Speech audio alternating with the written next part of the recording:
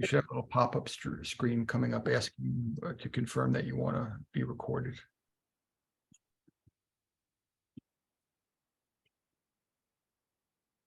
All right, good evening, everyone. Welcome to White Collar Week Tuesday night speaker series. Our guest tonight is Scott Semple, a buddy of mine from Connecticut. Scott was the Connecticut Commissioner of Correction, having worked his way up through the correction process, or his vocation in corrections, from being a corrections officer all the way up to being the commissioner. And now he's doing some things on the national stage. He's going to tell us all about it. I have a little bit of housekeeping to do before we introduce Scott. This is part of our White Collar Support Group series. We meet on Monday evenings every week. It's open to people who are directly justice impacted. If you'd like to join us, you can get information on our website, prisonist.org, and we'll get you signed up. And we also have every once a month on Tuesday nights, we have a guest speaker, tonight, Scott Semple. And that meeting is open to everyone, including friends and family, and you do not have to be directly justice impacted to join. We have a lot of programs and initiatives in our support group and our ministry that I will put in chat, and I'm not going to spend a lot of time talking about here on camera. This will be recorded tonight. It'll be on our website, and it'll be on YouTube in a day or two. So please feel free to share it with friends, family, or anyone else who might be interested. We have other groups that we're affiliated with that also provide support. On Wednesday nights, there's a women's support group for people who have been justice impacted. More information on that will be in chat. And there's also a Thursday night support group. Both the Wednesday night support group and the Thursday night family support group are sponsored by Evolution Reentry, right in Connecticut. But of course, you can join from anywhere across the country and the world. A month from tonight, Chris Poulos, that's on April 18th, Chris Poulos will be our guest speaker.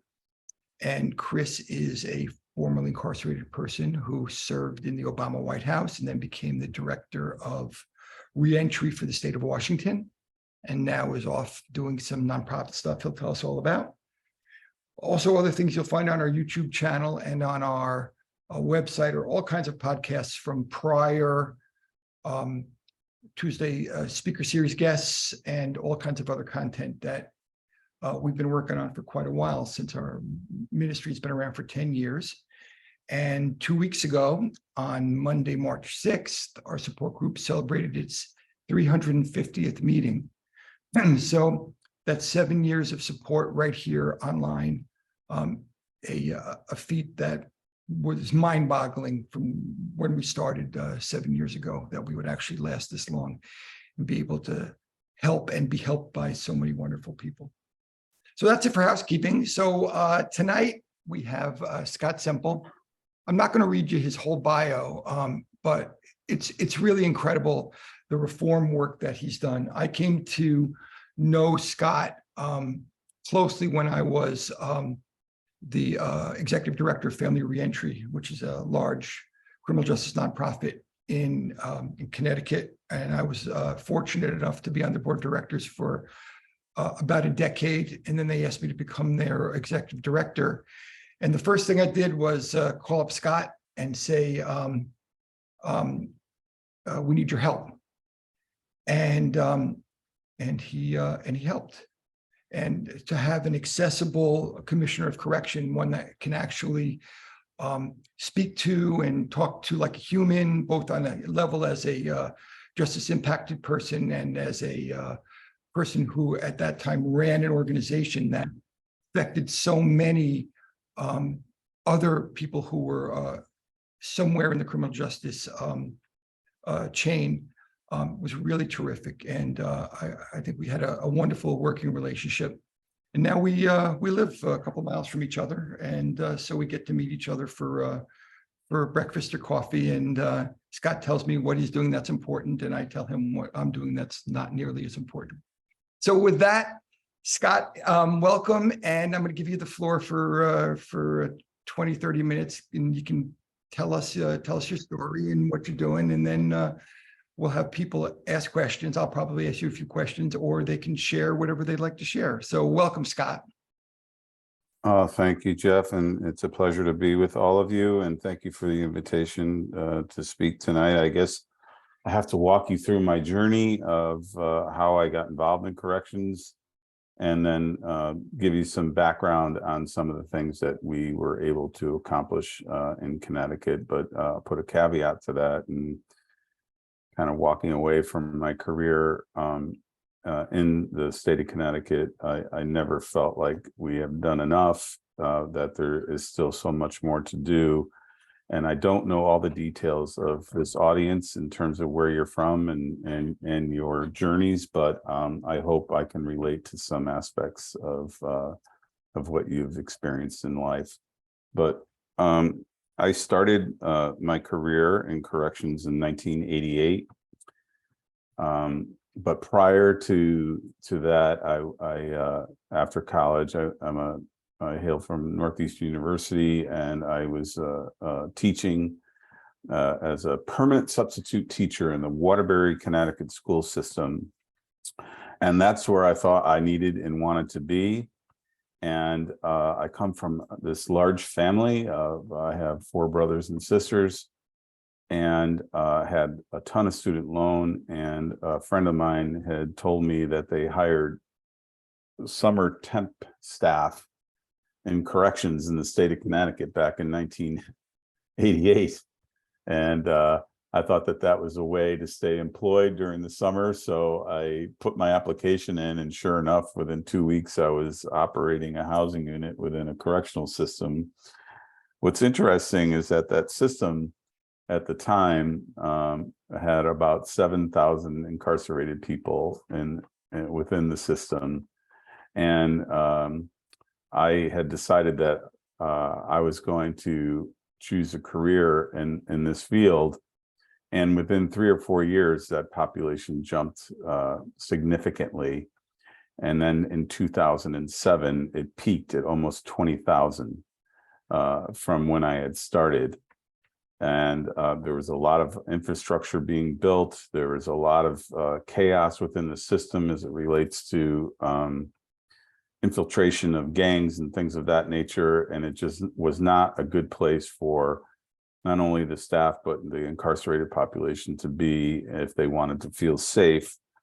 And I felt like I could make a difference. I think that starting as a correction officer and choosing this career path, all of my friends in college are like, you're absolutely out of your mind. What are you thinking about? What are you doing? You don't want to do that. And the reality of all that and thinking through is that the general public has this television perception of what prison is about. And I think that it's a flawed perception in many ways, especially with systems that have progressed with appropriate practices to actually be in the business of corrections versus incapacitation. And I chose this path that I was going to kind of work my way up through this paramilitary structure and, through the supervisory ranks and see how far I can go. My ultimate goal was, I thought, if I ever became a warden someday, that's good enough for me. And I worked my way through these ranks of lieutenant and cap. Some of you may be familiar with it. And then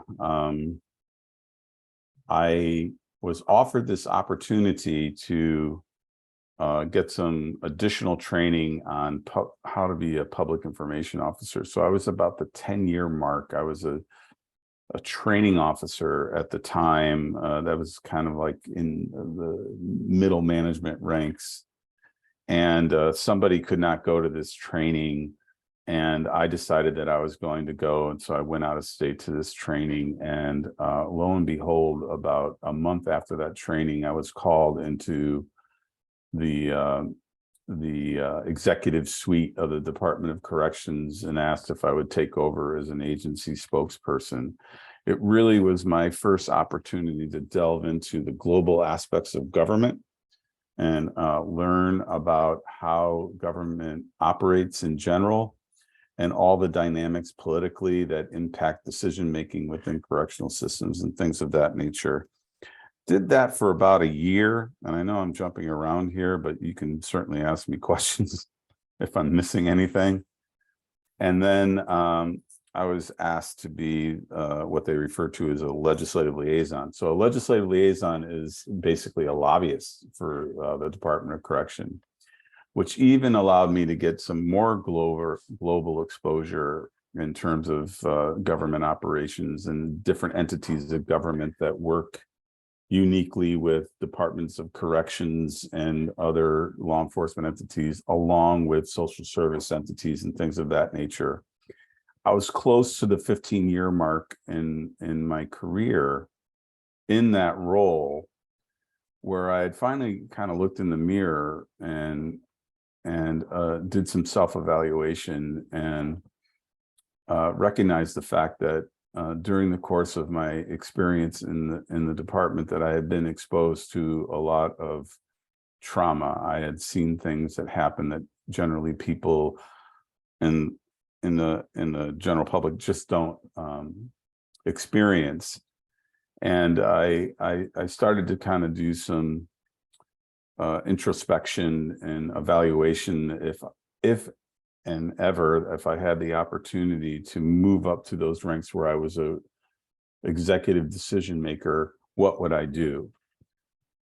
So the department at the time, they kind of navigated through the whole issues with gang activities and things of that nature. The system was huge. Truth in sentencing, mass incarceration, all those things were happening in Connecticut, just like they did in every other jurisdiction in this country. And now I felt like maybe the system is in a position now where people feel safe. And so when are we going to get into this business of actually applying correctional practice that assists people in moving forward in their lives? And I had promised myself that if I ever had that opportunity, that's where I would go.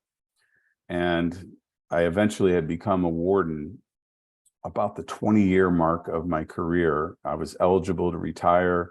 I was happy. It's all I wanted to do. And then one day, I should tell you, the facility where I was assigned, I became very passionate about because it was dedicated strictly for serious and mentally ill populations, the male incarcerated folks. And I became very passionate about meeting the needs of that population. And I thought that this is where I'll end my career. Then one day, I pulled into the parking lot of that facility. It's called the Cheshire Correctional Institution. And the car of the commissioner and the deputy commissioner were in the parking lot. The first thing came to mind was I'm in trouble. I did something wrong. Let's see what happens here. And the end result was the commissioner at the time had asked me if I would consider being the deputy commissioner of operations and rehabilitative services. And I had some semblance of trepidation knowing the politics because the governor was up for re-election. These are appointed positions. And if the governor wasn't elected, then I was unemployed. And I had informed him that I needed to think about that and I would get back to him. And I remember going back and discussing that with my wife at the time. And she had informed me, because I had a good relationship with that commissioner, that your relationship with him will never be the same if you don't choose to go down that path. This is your calling. This is what you should do. And this is what you have to evaluate professionally. So I decided to take that leap. And I did so and became the Deputy Commissioner of Operations and Rehabilitative Services.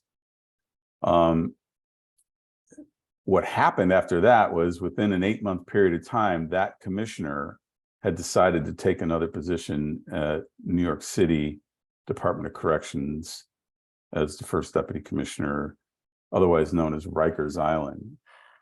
And then I got a call from the governor's office asking that if I would take on the role of the interim commissioner while they figure out what the hell they're going to do. Now, the interesting thing that you should know is that the governor at the time, his name was Daniel Malloy, it was a fairly progressive Democrat, and he wanted to move the needle on criminal justice reform, and so did I. The unique aspect of our relationship is that I was a Republican, and I was the only person potentially that could be in his cabinet that actually is a Republican. But let me put some perspective on that. I'm a fiscal conservative, but I'm an off-the-cliff liberal when it comes to criminal justice reform. So we had something in common. I know Jeff would want me to do this because he always asked when I had some previous engaged with him on his radio show that it was a very difficult time for me personally. And it was a very difficult time for my family personally, in that as soon as very shortly after I assumed the position of interim commissioner, my wife and I, our only child, our 15-year-old only child, Matthew, was diagnosed with a very rare form of cancer. And I had informed the governor that it's more likely than not that I would decline the position because I wanted to focus on my family. I was eligible to retire. I wanted to move on with my life, but I mostly wanted to put all of my efforts into taking care of our child. And Matthew really was the person, along with my wife, that convinced me to take this on. And I remember being at the hospital, in the children's hospital in Hartford, and he's the one that had reminded me that I don't like being bossed around, so I might as well be the boss. And the end result of that was, even though you could be the commissioner or director of a correctional system, you're never the boss because everybody has a boss. You all know that. But Matthew was diagnosed in September of 2014, and then he passed 3 months later on New Year's Day of 2015. And then after some reflection and with regard to what I just shared with you, I had decided that I was going to take this on. What happened for me personally was, you're always concerned about the optics of what you're going to do and how people are going to perceive your decision making. But losing a child, and I don't know if anyone in this audience has, it's a unique experience. It's just a club that no one wants to be in. And I decided that no one can hurt me anymore. The worst thing in my life has happened. And despite what we do to try to reform the system, I don't care about the criticism. I've been through the worst thing in my life, so I'm ready to move this agency in a direction I think that it's prepared to move. So I accepted Governor Malloy's offer, and then became the commissioner of correction officially shortly after the death of our son. Interesting enough, I was trying to put a strategy together of reforms that I thought the system was ripe for and made sense in improving conditions of confinement within the correctional system in Connecticut. So I came up with a number of pillars, basically concepts, white papers of various things that I thought that we needed to do. One was we needed to reform how we were engaging with people who were reentering society through parole and community management. And I felt that we were over managing people who were out in the community. And I wanted to find some tools that we could consider that would appropriately allow us to be responsive to that group of people while they're in the community, and put them in a position where they can succeed. Another area that I focused on, pillar, I used to call them, was we had a law in Connecticut that called the risk reduction earned credit system, which would allow incarcerated people to gain credits for things that they were doing within the system during the course of their incarceration. And I wanted to incentivize that in a manner to push people to want to move to the lowest level of security they possibly could during the course of their incarceration. So rather than provide people, whether they're in a maximum security environment or a minimum security environment, with the same amount of credits, we started to give more credits as people transition through the system. And if it was appropriate, because some people needed to be maintained at certain levels of incarceration because different services were there, and allow them to gain more credits as they were progressing through the system, which made a lot of sense. So the message that we were trying to send to the incarcerated population is that we will be accountable to people who choose to be accountable to themselves. Another area that I wanted to impact was the female population.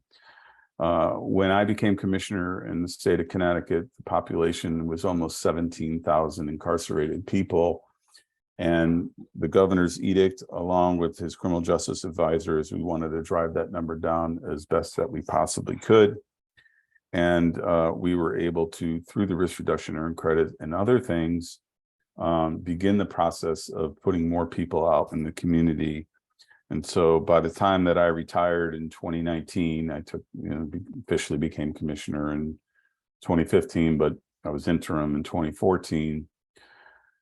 We drove that population to 13,000 and change, but the system was not really set up to be responsive to the needs of the population in terms of housing, employment, treatment, you name it. We really didn't have the resources to address it. So we had to kind of take a nuanced approach to be able to connect with partners and nonprofits, Jeff being, his organization being one of them, to be able to place people in the community in a safe way and let them know that we were interested in their welfare and achievements.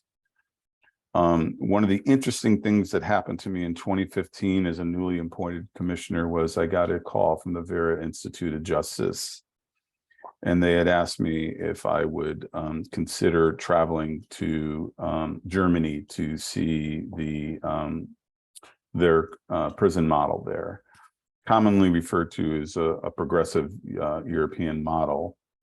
And I was still pretty numb from losing our child, but I decided that it was important for me to go. Now, mind you, that it was the first time in my life that I have ever been to Europe, and here I am going to prisons for the next 5 days.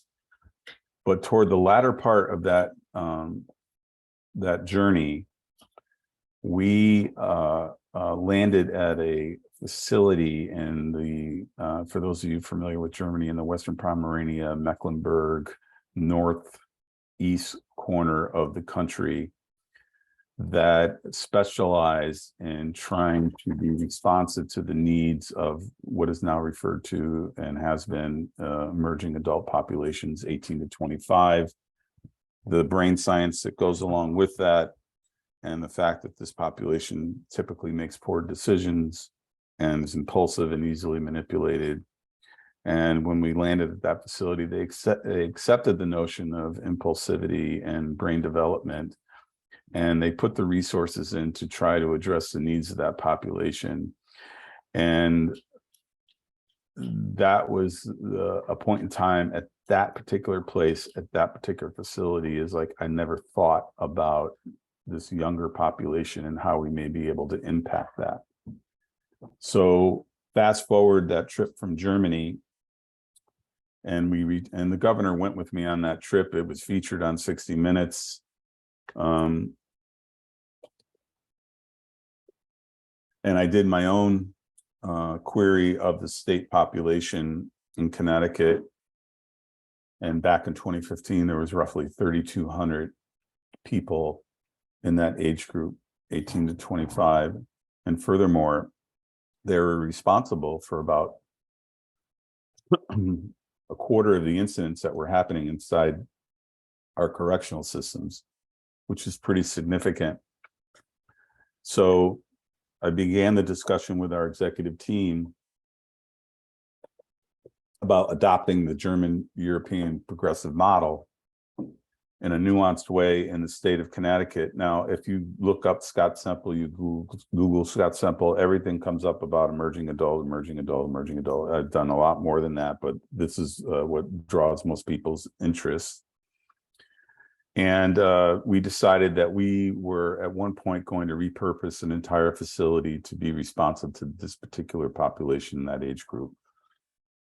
Excuse me, I have a little cough.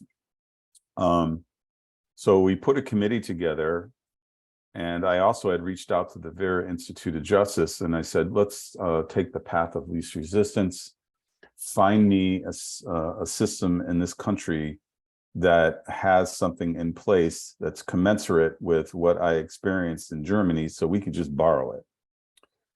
And the Vera Institute of Justice, they went to work and they came back and they said there's nothing like that for carceral settings here in the States. So we had to start from the beginning, and the initial project was going, like I said, going to repurpose an entire facility based on the number. And then we were impacted by budget-related issues that not only impacted the agency, but impacted all of our partners in the nonprofit sector as well. So it was a very troubling time, but I was not going to give up on it. The governor didn't want me to give up on it. And so we downsized it, which ultimately ended up being a blessing in disguise, because it was a very complex journey. We talked with scientists, and there wasn't a lot of data or science out there as it relates to people who are in carceral settings. And so I wanted people to feel empowered that we're going to be going down this road. And this committee had come together, and they had come back to me and indicated that they wanted to inject mentors into this process. Now, talking with some much smarter people than I, they were like, no, don't do that. You want to separate the older population from the younger population because of the manipulation and everything that goes along with that. But again, under the auspices, I wanted people to feel empowered. I said, well, no one knows what the science is of this. Let's just try it. And we launched this program. It took us about 1.5 years to get it off the ground. And lo and behold, in 2017, the True Unit was born at the Cheshire Correctional Institution in the state of Connecticut. And we invested 3 weeks of training for staff who volunteered. We trained over 200 people. We trained a number of mentors that were handpicked and had applied to be part of this program. And what we were trying to do was create a collaboration of the experiences of these mentors who primarily have been incarcerated since they were juveniles, and now we're a bit older and more mature, and begin the process of that, having them engage with staff to work for a better good as it relates to this so-called impulsive population. That was a huge difference from what we had experienced in the German model. And I wasn't sure if it was going to work, but my thought process was, let's just try. If it doesn't, we'll make change. And the end result was, in Connecticut, we launched that program in 2017. It still exists today in 2023. And it has never had a trauma-related incident where somebody had been assaulted or had been subject to some type of trauma that would be counterproductive to their well-being. And there again, we expanded that to 2 units, and then we expanded it to another facility at the York Correctional Institution for women in Connecticut, which is the only women's facility in the state. And the same results exist to this day. 60 Minutes did a piece on that, and they followed one particular individual that ended up going to a college up in Maine to get his degree. He happened to be a very talented athlete, and that's how he ended up in that direction. But it was the first time in my career that the staff were not referring to incarcerated people as inmates. They like to use the terminology as mentees and mentors. And I felt like we're onto something here. This is a more humanized, dignified approach. It aligns to progressive European practices. We're going to try to demonstrate other aspects of this in everything that we do. So we began embedding aspects of that into our training academy for staff. Now, I'll be honest with you, there was many staff that were like, no way. They didn't like the change. They didn't want to engage with the population in that way. But to me, the fact that we were paying close attention to the analytics and showing people that it was having a beneficial approach to actually doing the business of corrections, that we're going to remain down this road and be as bold as we possibly could be. So a lot of folks credit me for implementing that in the state of Connecticut. I don't own that. It belongs to the mentors. It belongs to those frontline staff. And the reason I share that with you is because many folks fail to recognize the importance of embedding things in a sustainable way into a unique culture. And in order to do that, when good things happen, you have to give the credit to the people on the front line, the people that are doing the day-to-day work, and you no longer should own it, and you should really give credit where credit's due. And no one really cares who the director of a prison system is. They just want to know that they're doing the right thing. And it's not a title that people should live by. And it's something that, is really in the business of influencing to try to make a better impact on the people that are under your care and in some cases custody. But that's the claim to fame as it relates to that. If any of you have done your homework, some other things that we have done that I think align to a more dignified and humane approach is we created and repurposed facilities, no longer calling them a correctional facility, but a reintegration facility where people would be reacquainted with the programming that they had received during the course of their incarceration, and then give them the skill sets that would be appropriate for them to be successful potentially in the community.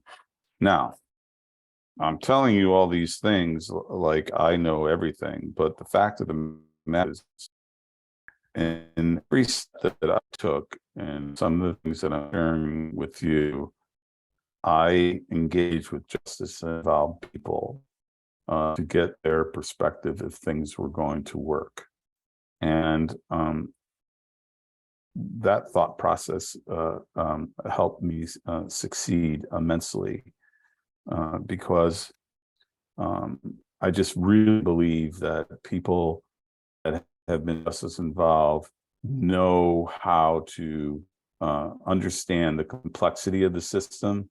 They know the politics as good as anybody that works in the system. And they have something to bring to the table that often is not considered. And I think it plays a huge role in helping people in leadership positions understand how to deliver something in a sustainable way. So I recall, I'll give you an example. going to some of the community meetings that I had the privilege of attending, and there was an open forum and people would be able to ask questions. And I was awestruck by this one particular individual. It was a gentleman who had come into the meeting, and he had been incarcerated for excess of 20 years. And it just recently had been placed back in the community.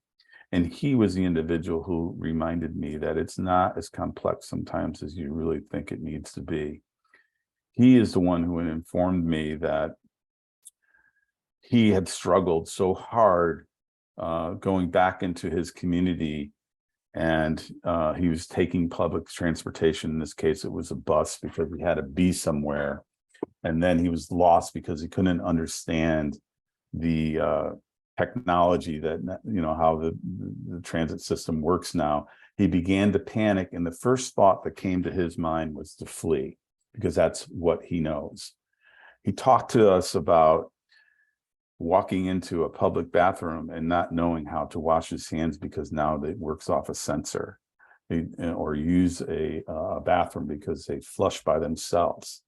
These are these simple things that we take for granted that the system doesn't respond to, that they remind people like me is like, you don't have to make it so complex. Sometimes it's just a simple understanding of bringing people into the fold in terms of what the world is today. But maybe there are ways within correctional systems where we can reconnect people with technology and things of that nature. So during the latter part of my career, I began the process of engaging with tablet providers. I was very concerned about the costs because everybody's in the business of making money, but I felt that from a priority perspective, that it was really good to get people back in touch with some semblance of technology. So we were able to do some of that. And then the contract was put in place shortly after my departure and exists to this day.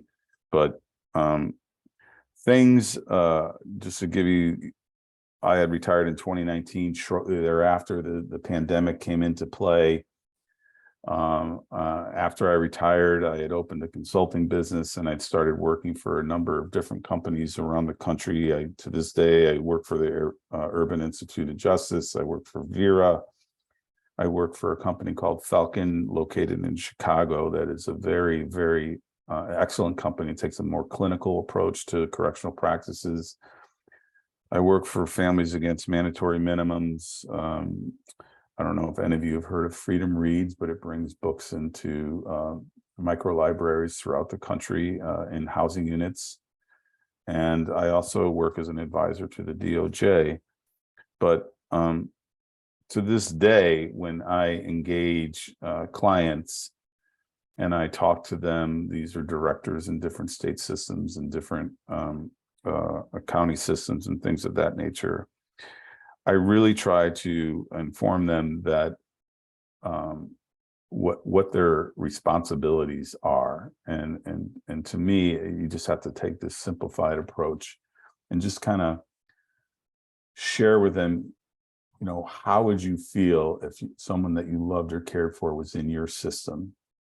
Are you satisfied in the manner in which they're dealt with? And if you're not, what are you going to do to change it? And the other thing I always remind people is that correctional systems, if they call themselves that, are really in the business of corrections, and as I mentioned before, versus incapacitation. More recently, I had a discussion with the person responsible for prison functions within the DOJ, and they just hired a magnificent person who I hold in high regard, Colette Peters, who was the former director in Oregon, and she was a go-to person for me during my tenure. And I think there's a real chance that she can make some real reforms in the federal system. But I told the person that at the DOJ, I said, well, here's a good start. Stop calling it the Federal Bureau of Prisons. And she looked at me perplexed, and I said, well, where is the commitment to correctional practice, and where is the commitment to helping people move forward in their lives? So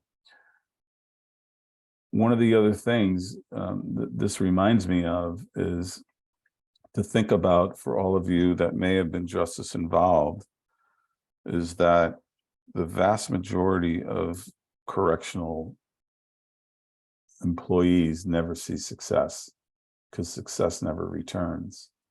They only see what comes into the system. So that's their day-to-day exposure, and that's kind of what they see. And it's really up to people in leadership positions to bring success stories into carceral environments to show folks that people are successful post-incarceration and understand what it takes to help folks be more successful. So in Connecticut, we began that process, and it exists to this day, where we bring in formerly incarcerated, formerly justice involved people who have succeeded in their lives. And we give them the opportunity to engage with correctional professionals and to walk them through what worked and didn't work, in most cases in the Connecticut system, but it's been very helpful. So these are some of the things that I think many take for granted in terms of how these systems operate and, what they could look like in the future. So post that trip to Germany in 2015, I have been to Germany and Norway again in 2018, and then back to Germany again in 2019. I'm a huge fan of progressive European practices, and most of my work tries to emulate some of those exposures and to influence directors throughout the country to take these things into consideration to help address the needs of people in the justice system. How long did I go there, Jeff? I think you did great, by the way. Anytime you want, Scott, your story is just so compelling. So anytime you want to open it up to questions and to sharing, it's up to you. Well, I think you heard enough from me. Let's hear some questions. All right. I just put in chat, if you'd like to ask Scott a question or share your experience, strength, and hope, please put your name in chat and I will call on you. I'm just going to say a couple of things before we get there. I'm glad that Scott shared about Matt's death. It's one of the ways that I know Scott, and I just want to tell you how that happened. Matt and my stepdaughter Skylar were on the crew team together at a school in Connecticut when and Matt got sick, and it mobilized the entire school. People were wearing those little rubber bracelets, for Matt and things like that. And it was, the harsh reality of life had flooded into that school. And then I may have the timing off by a day or two, but after Matt's funeral, Scott and Krista, Scott's wife, came up to the school and addressed the students in the school because they were grieving. Now, to have a father and a mother come to that school and care about the students in that school in their own time of grief, and to be able to put that, at the forefront of their concerns, is incredible. It's incredible. I mean, talk about not a dry eye in the house kind of moment. So then a year or two later, I can't remember again the exact timing, when Babs Rawls-Ivy and I had our radio show, our criminal justice radio show, we invited Scott on, and he was our, I think, our second guest in that 4-year run we were doing that show. And he told this story. Now, what an incredible thing it was to witness someone tell that story, probably for the first time in public and on the radio. And I can tell you that for the 4 years we ran that, we did that radio show, and I was at criminal justice conferences and things all over the state and all over the country. People came up to me and talked to me about Scott and how he was able to share that with all of us and give us a piece of his life that was just, and make himself so vulnerable So to me, this shatters whatever anyone thinks of as a commissioner of corrections or head of a correctional system. And I'm sure Scott was able to impress you all with that over the last hour or so, because he's an incredible man. And I'm so proud to call him a friend. So thank you, Scott. And thank you for just allowing me to say all that. Pleasure. Yeah. All right. So we're going to start calling on people. Let's start with Bill, and then please put your name in chat if you'd like to either share or ask a question. All right, Bill, you're up. Okay. Thank you, Jeff. Scott, thank you so much for sharing with us. There were so many things that struck me, but one of the things that stood out to me, just as someone who was, who was in prison, was that how you referred to people who were in prison. And I've been out almost 2 years now, but it's to hear someone refer to us as people, not inmates or felons, it just feels really good, and I just want to say thank you for that. And it does. I don't care what anybody says; it makes a difference. But on a more serious question, you mentioned Colette Peters. What do you think? From your experience versus maybe what she's going to have to deal with, what do you think are the biggest differences leading a state system versus the federal system? Well, thank you. I'm sure there's lots of them, but Yeah. So state systems are bureaucratic, but I think the federal system arguably is bureaucracy on steroids. So you have different perspectives. I think they have the right person in Colette. She's a friend of mine, so I'm biased.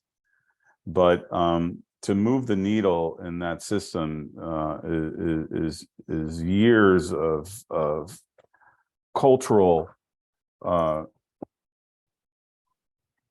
cultures that have sustained themselves for quite a period of time, and you need to be able to understand how to move those cultures in not necessarily in a direction that you want to move the culture, but something that aligns itself to a healthy culture. So that will always be a difficult journey. Anybody that tells you otherwise is probably not, I wouldn't accept their perspective. But there was an incarcerated person at one point in time who educated me, and we were talking about culture. I was sitting down with folks, and he goes, every facility has, and there's more to it than what he said, but what he said really enlightened me, has 3 cultures. Every shift has a different culture. The whole dynamic of the facility can change just on a shift change, right? And who knows that better than somebody who is the consumer, right? So I think that you have to be able to, it's a different style of management that you need, and you need to have the appropriate people that are going to complement the strategy that you want to implement. And then the semblance of accountability needs to exist for everyone within the environment. So that's not people who have been incarcerated. It is for frontline uniform custodial staff. It's for treatment staff. It's for executive staff. Everyone has to be in line, and that messaging needs to be very consistent. And the response to people who are not on board needs to be clear and evident. So there are just some people, I hate to say this, and it's difficult for me to say this, that really should not be in this profession. But there are a lot of people that are very good and doing good work for a long period of time that just don't have a voice. So a good leader will recognize and raise that voice for those people that want to bring systems into an appropriate and healthy and well and aligned to a more wellness approach. I think that there's a lot here. Here's the thing. Think about this for a minute, Bill, and this just came to mind for me is like anytime that I engage with the legislature, the only thing that they asked me about were recidivism numbers. And that's a really hard discussion because you can't compare yourself to any other system. Or maybe the federal system can compare itself to itself. But when the day's said and done, although I do care about what recidivism numbers look like, I really care about harm reduction, not in a literal sense because it has a clinical perspective, but actually, if someone does come back into the system, is it for something that was less harmful that got them there in the first place? If that's the case, I want to know why. I want to know what it took to get that person to think in a different way. And this is what a director in a system of that nature needs to think about. Don't be so engage with the normal stuff that the political process will put in front of you, but actually think about the outcomes of what you're trying to accomplish, and it actually improves the health and wellness of the people that are in the system. Thank you, Scott. I really appreciate your answer. Thank you, Scott. All right, I'm going to call some other people. Please keep your comments or questions short. We want to get through everybody. So let's go to Tom. From you, Tom. Commissioner, thank you very much for your presentation. I'm sorry I was late getting here, and I'll try to be short, but I believe I may be the only person on the call who's actually ever been supervised in the Connecticut system. I was actually incarcerated in my home state of New Hampshire and then paroled to Connecticut, where I live with my brother and sister-in-law. And my original parole officer was Kevin O'Reilly, who I'm sure you knew.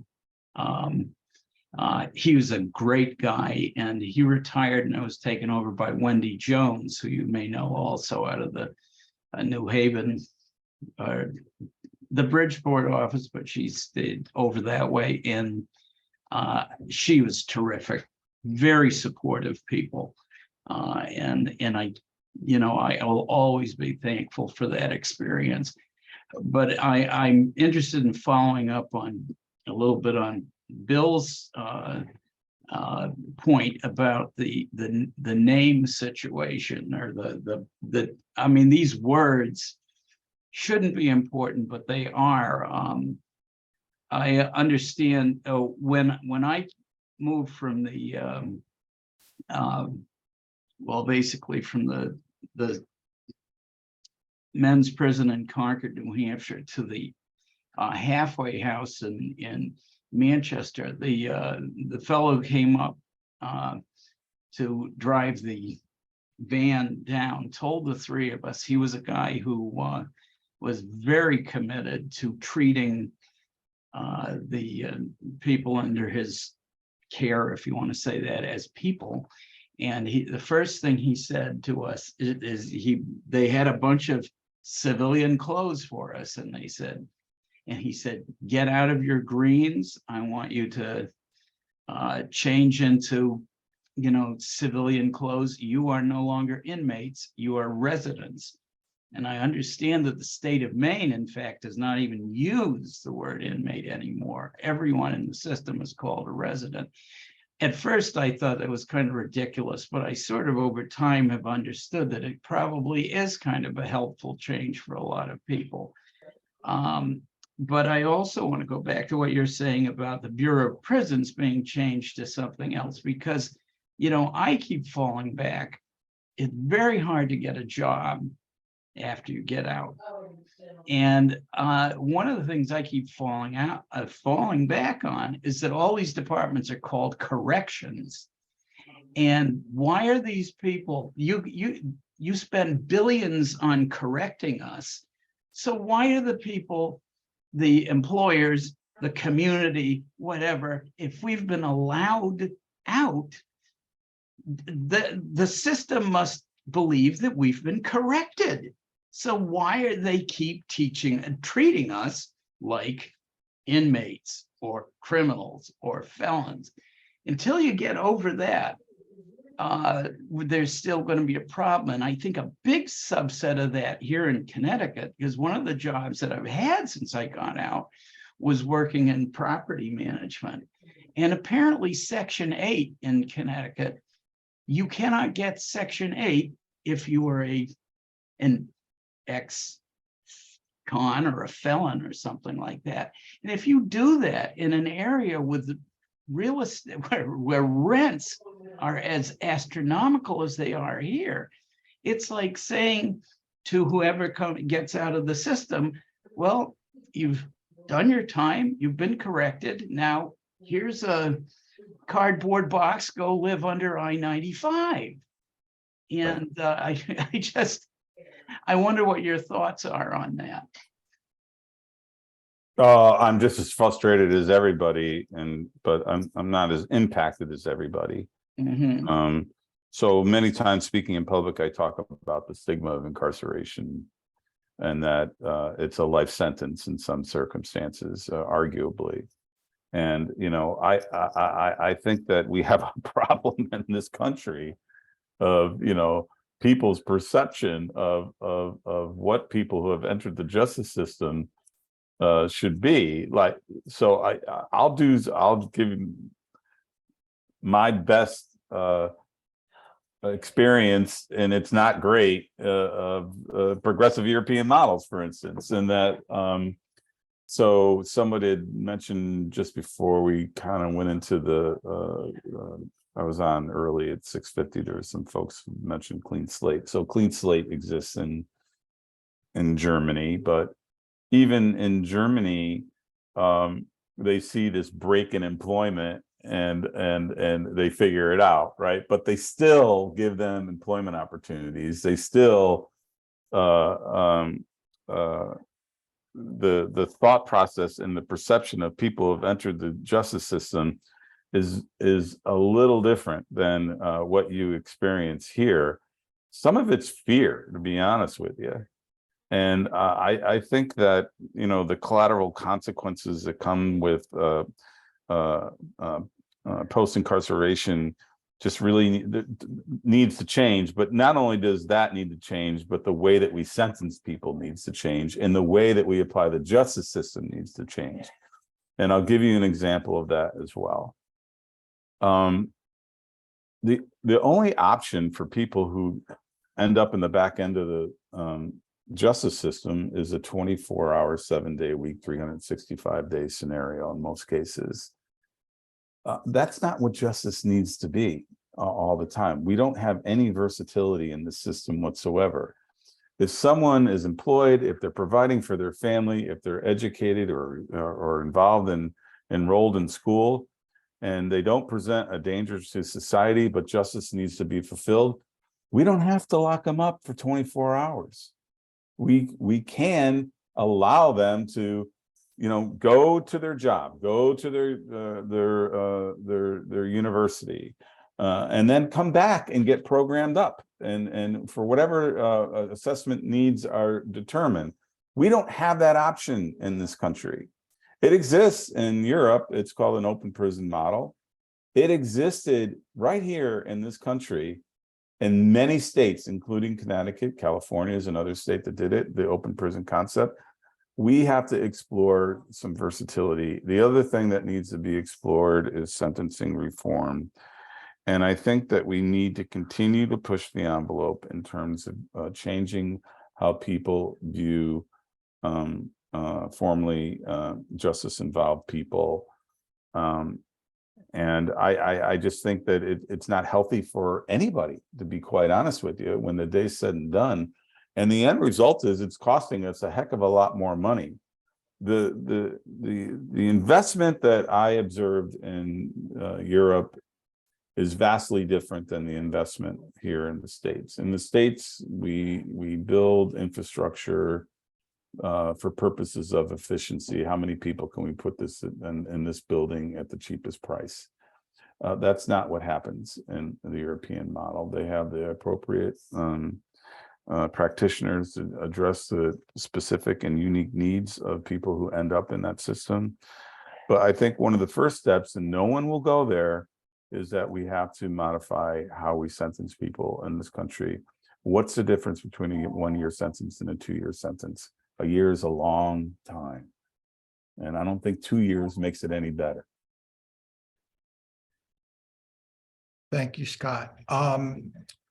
Next, we're going to have Craig, then Perry, then Gus, and then we have a question from an audience member that I'll put in chat. Craig, you're up. Scott, I want to first off, thank you so much for an amazing presentation. And I want to acknowledge and thank you for your vulnerability and the work that you've done and the work that you continue to do. I'm going to piggyback a little bit off of Bill and Tom. Towards the end of your presentation, when you spoke about the individual who wanted to flee because he didn't know how to wash his hands or use the toilet because of automation and just that immediate fear response that he was feeling. You were saying that reintegration doesn't need to be that complex. You use the word simple, which I think is so like, it's such a critical component, because what really stood out to me, and in no way am I being reductive of the amazing work that you've done, is the language that you use and implement when discussing individuals, when discussing humans, mentor and mentee. I think it was reintegration, correct me with the other if I was wrong on that, but just the power behind that, because the words that we use and how we refer to people is going to impact their behavior. If somebody is continually told that they are one thing and it's negative, our subconscious mind's really going to kick in and start behaving to meet that identity that's been given to us and that we now accept. So I think the power of language is just, I'm blown away by that. And what strikes me is that it's so simple. It's just so simple to implement, but I think it has such an outsized ROI. And I'm curious if there are any other terms that you would like outside of the Bureau of Prisons that you would like to see removed, and what would they be replaced with? And also just curious if the BOP being bureaucracy on steroids, do they tend to not be able to see the power in something so simple? So thank you. Oh, you're welcome, Craig. I don't know if I have all the answers to that, but it took me in my career a long time to move away from the language. It's just a matter of habit. And there are a lot of state systems that I'm aware of that have moved away from the terminology that I think is counterintuitive to a relationship, that a professional relationship that you need to have, that the underlying issue in most cases in correctional environments is the lack of trust. And the other aspect of that is a failure to provide semblance of hope. And when those things don't exist, what are you going to accomplish? And so when just the use of words makes a big difference. I've learned so much from people who have actually been in the system,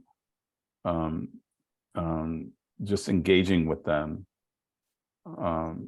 It's been extraordinarily helpful. And I think the general public can learn from people who have been in the system. And I think that, I'm not a marketing expert or a branding expert, but I think that we have to get people more. No one cares about the system unless someone you love is in it. So we have to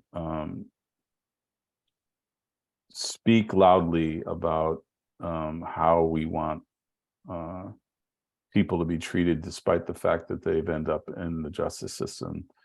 And that, you know, I've only worked in the justice system. I've never been in the justice system, but you know, when I retired, of course I'm going to miss some of the staff that I dealt with, but I just last week, I went to that True unit I talked to you about. I miss those guys. I miss them. And I told them that I miss them. I don't know if they've heard that before, you know, and that some of these people I've known for over 30 years. They've been in the system as long as I have. I grew up in the system. They grew up in the system. So I think that, you know, we have to be okay to lend a voice. The underlying issue, I think, Craig, is that most people in general focus on single points of failure versus pervasive issues. And so something could happen in the system and they say, okay, well, this doesn't work. And then we don't rely on the analytics of, you know, okay, this was an isolated issue with one particular individual. Maybe it was a bad day, but that doesn't mean the system is a failure. That doesn't mean that person's actions means you throw the baby out with the bathwater. You have to use, you know, I didn't mention this earlier, but and Jeff will tell you that I was always sticking my nose in the analytics to provide some evidence that this is what's actually working. This is what we need to do next. And this is, you know, the cost benefit of this work. Because right now we're just blowing a lot of cash and we're not getting good results. It's kind of like the education system. Thank you. Thank you, Scott. Perry. Hey there, Perry and Scott. Yeah, really enjoyed your journey and the way you were able to share that. You reminded me of a couple of things, including that concept that it's hard to hate up close, and the whole idea of humanizing criminal justice systems. And you also reminded me too that about when you do get out, you're still punished for being punished. Another way of saying that.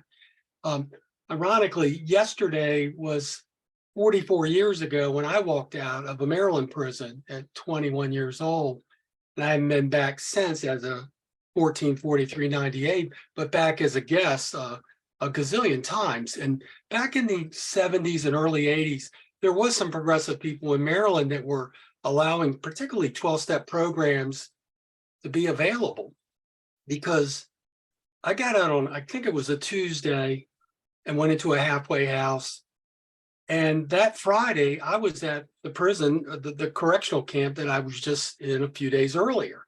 And there was an that was allowed. And there had been several guys before me who were doing that. And then there was an incident, sort of reminded me that just a moment ago, what you shared up at the main camp in Jessup, that just like closed all the camps down and just ruined it. And I went back there for several years, and I really say to some people, well, one, prison saved my life. I believe that. And I needed to do 3 years. I'm so glad I didn't make parole after 2 years. I was doing an 8-year sentence for an $8 armed robbery. But I will say, prison saved my life. And that set off gave me that extra year and minimum security to really right size myself. And when I got out 44 years ago yesterday, I had 6 months of recovery and of abstinence. And I didn't feel any freer when I walked out that gate to meet my mom and girlfriend than I did on the other side of the gate. I'd already had that sense of freedom. And I'd had other people share that they had that too.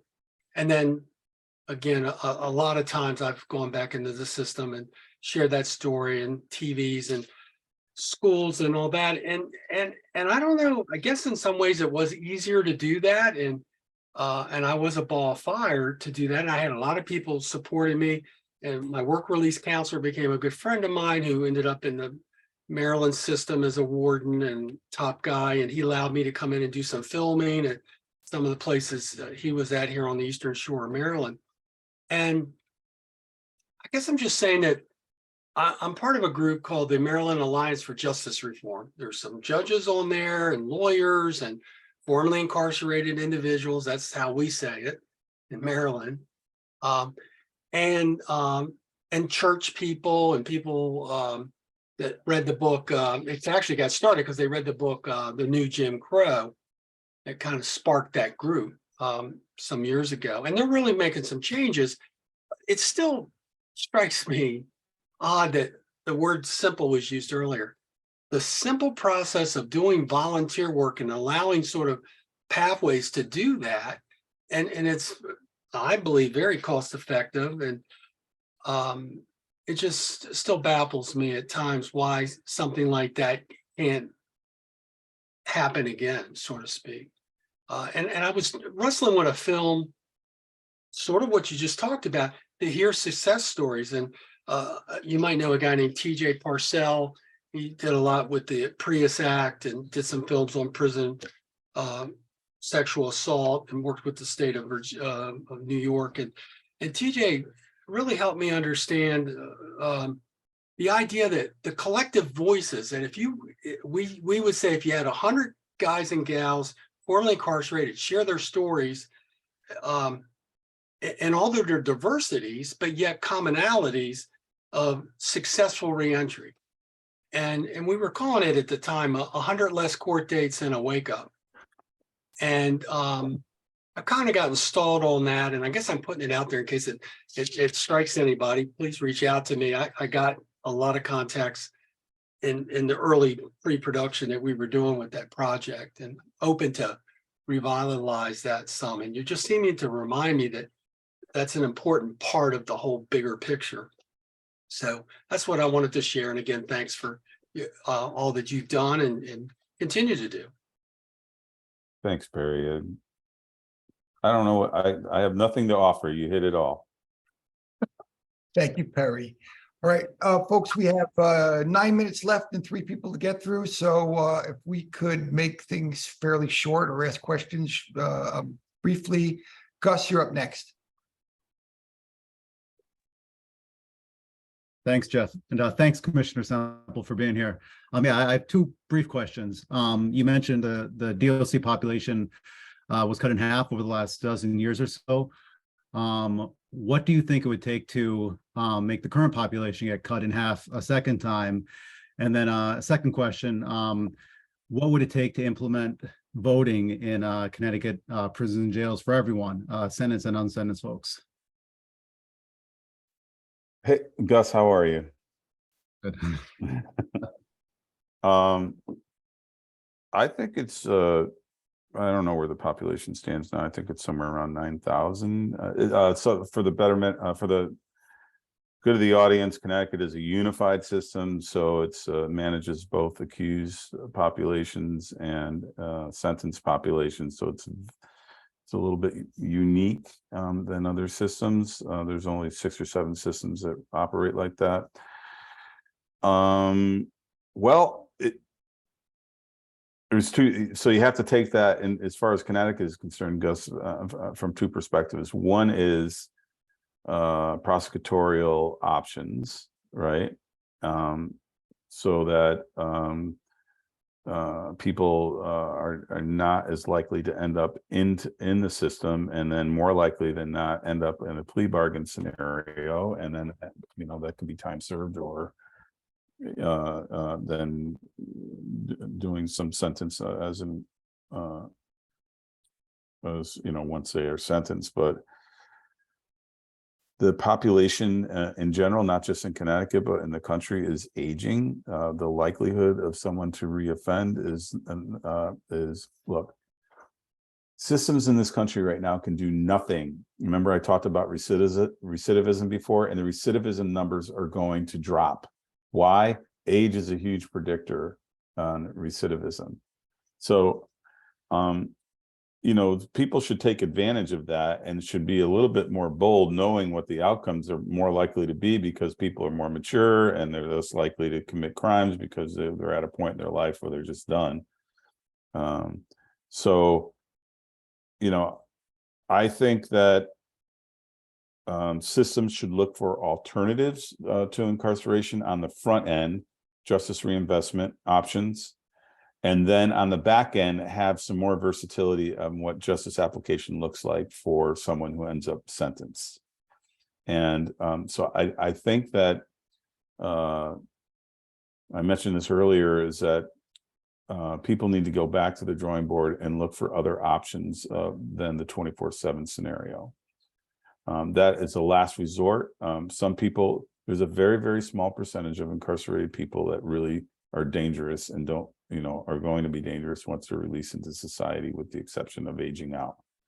But the vast majority of that population, I think, would be served better if they had other options besides just the one-stop shopping that currently exists. I don't know if that answers where you're at, Gus, but when I left and when I retired in 2019, January 1st, that was the anniversary of my son's death. In my transition plan, I implored the next director, commissioner, to look at expanding justice options on the back end. And then COVID hit and it all fell off the table. So someone, and I know, Gus, you're very involved in the advocacy world, needs to carry that torch and push it forward. And I know there's a lot of pushback. More recently, there's people aren't happy about the percentage of commutations that are happening in our state right now, which as far as I know, and I did my own, I had my own discussion with some people, there's only been really one individual who's been commuted that ended up back in the system, as far as I know. So, I mean, that's pretty freaking good. All right. So, I mean, nothing's 100%. So that's what I would offer. I think there's a lot more to that. And I think these correctional folks need, we really are lacking on the analytical capacity to do appropriate evaluations. I'm taking up all this time, so I hope that helped, Gus. Thanks, Scott. And Gus, you've been anointed now, so you have your job now for the next year or two. Okay, let's just go with Charlie, and then with Maria, and then Charlie. Well, thank you, Jeff, and Scott. Thanks for your tireless help. I put my question into the chat, which I'm happy to read, but I just want to add one little fact that I can share. Talking about how to refer to people, I was asked by U.S. Probation in around 2017 to help create a mentoring program in the Eastern District of Pennsylvania, and I wrote a guide which was approved by the reentry court. And U.S. Probation was specific in their requirement that I could not use the term inmate or formerly incarcerated. And we came up with the phrase returning citizen. And that has now become standard in the Eastern District of Pennsylvania, as how to refer to somebody who's now working through the system post-incarceration and trying to get back on their feet. So just a little tidbit of what I've seen has been positive progress. I can't say they're using the term in their daily exchanges, but every time I've been in reentry court, and I was previously incarcerated and now I'm a practicing attorney again. So I go now with a completely different hat. Yeah. And they don't treat me any different, by the way. So it's ironically, they're no different. Yeah. So my question I put on. I'll vouch for that, Charlie. Yeah, they really don't. They were kind when I was just out of prison, and they're the same way now. Let me I'll read my question quickly, and that is, given your exposure to the European system, I'm sure you recognize that Europe places less emphasis on incarceration as the most critical component of punishment. Since we are white collar support group, I'd love to hear your thoughts about how we can educate legislature and the judicial branches in this country that there is a completely different emphasis on punishment for white collar offenses in Europe. You know, you don't go to prison for tax crimes in Europe. You pay them money because you can make money. It seems to be, and I've done a fair amount of inquiry about this, and I'm just kind of curious how we can even avoid the whole conversation of incarceration by using that European component, which seems to work. I'll use, so I was looking through the chat. I was trying to find it, Charlie. I couldn't find it, but I saw someone mention Halden. I've been to Halden. It's phenomenal, but it's in Norway. There are jurisdictions within the state of Germany that struggle with progressive European practices, right? So it's not all, you know, what you're reading and what you hear is not entirely true. But the ones that do it and do it well are really good examples of what can be done. There are organizations such as Amend, it's out in California, I believe, that have recently been funded to bring practitioners out to Europe, and they've also, like, let me just add to this whole progressive European practice stuff. A lot of the stuff that you see that's being highlighted in Europe has been done in this country.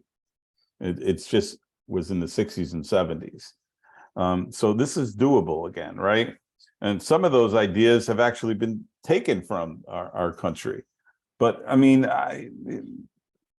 I think the more that you can get elected officials engaged and bring them into the systems, the better off you are in helping to influence change, right? They may not agree with it, but they can understand it.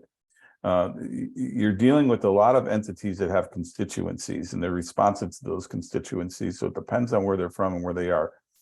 Connecticut, I was lucky. I worked for a governor who was a former prosecutor. He gets it. And he let me do what I was able to, most of the things I was able to accomplish. That does not exist. There may be some very progressive people in some systems right now that are reporting to an elected official that criminal justice platform is just not going to go anywhere because this is what I got elected on. But, you know, and then just with your remarks to, it's funny that you mentioned returning citizens. I get mixed reviews on that from people that I talk to. So I say that take the returning out of it and just call them citizens. Thank you, Charlie. All right, our last share or question is from Maria. Maria, are you still here? Go ahead, Maria. Yes, I'm here. Thank you. Thank you, Scott. That was very interesting to me was that you guys don't see the success, that you only see the people, you know, that come, but they don't see the reform that goes out. And that kind of, you know, was a little an eye opener for me, because it's true. I mean, we go in and we just do something and then we leave and hopefully we don't come back. But my question goes to the First Step Act. Something that was, you know, recently passed in 2018. Have you seen any improvement based on the First Step Act? And how do you see that going forward now that the BOP is trying to implement that? Have you seen anything, any statistics, anything that it can show in Connecticut in regards to the First Step Act? I haven't seen, I've heard a lot of talk about it. I've read some things about it, but I haven't seen anything firsthand. I have not done any consulting work in the federal system since I retired.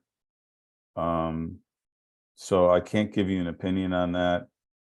Many of the states, especially some of the more progressive states like North Dakota and stuff like that, they're way ahead of the First Step Act. But the problem is, I think, Maria, is that we've lost, some of the more progressive states have lost some of their ability to continue the initiative based on the pandemic, and they've become naturally insular as a result of the criticism of how they've managed those systems, whether it's accurate or not. I can only tell you from experience. I went into a system during the height of the pandemic. I'll be honest with you, I was nervous. I didn't, we didn't know what was going on with all that at the time. But I walked out of that particular system is that in engaging with the incarcerated population, their protocols were better than the community standard. Everybody was familiar with what the protocols were. They had everything they needed. The staff were very transparent with the folks that were there, and I was floored because I was reading everything that we were reading, because no one was going into these systems. In fact, I was pretty freaking nervous going in because I didn't know what was going on, but it was nothing like that whatsoever.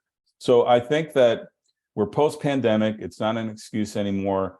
These systems that are capable of moving forward need to. I'll give you a really good example is more recently, you've probably heard some or read some pretty bad situations that have been occurring in the Arizona, for instance. That's not a system that you would review as with the system of progressive practices. This new governor is ready to make that move. So let's see what they can do. Thank you, Maria. And Great, thank you. And Scott, thank you so much for an incredible evening and for being so giving and candid with your information. I hope everyone will share the link to this when it comes out. It'll be on our website, probably tomorrow, prisoners.org, and it'll be up on YouTube. And let's spread the gospel, everybody, because we need a progressive reform in our prison system, both at the federal level and the state level. And so grateful to Scott for being at the forefront of that. So thank you so much, Scott. Thank you. I wish you all well. And thank you for some very tough questions. I love to Krista. Thank you. Thank you, everyone. Thank you. Thank you.